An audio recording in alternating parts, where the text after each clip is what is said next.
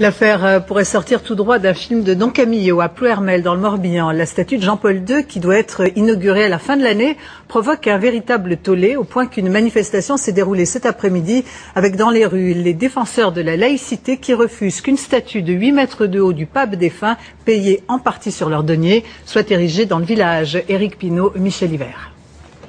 Ce n'est encore qu'un socle de granit, mais bientôt le maire de Ploërmel compte y ériger un bronze de Jean-Paul II surmonté d'une croix, comme le simule ce photomontage. Cet après-midi, près de 700 opposants ont manifesté dans la commune bretonne de Ploërmel.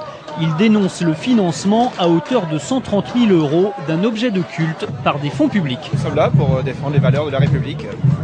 La République qui, depuis plus d'un siècle, a inscrit la laïcité dans ses valeurs. Moi, je travaille avec des jeunes délinquants et tous les jours, on leur dit la loi, c'est la loi, il faut obéir à la loi. Et ce maire n'obéit pas à la loi.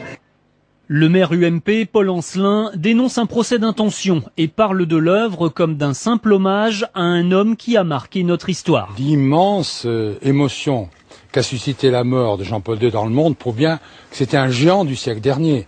Et donc, j'ai voulu rendre hommage à un homme d'ouverture.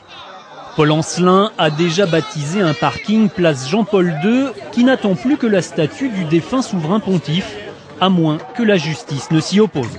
Nous avons demandé au tribunal administratif d'interdire l'installation de cette statue puisqu'elle doit, d'après M. Ancelin, être un lieu de culte, de pèlerinage.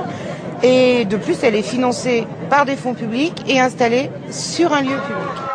Le maire évoque des mécènes et conteste le coût de l'œuvre. Il compte l'inaugurer le 9 décembre et se défend de toute malice, le jour anniversaire de la loi de 1905 sur la séparation des églises et de l'État.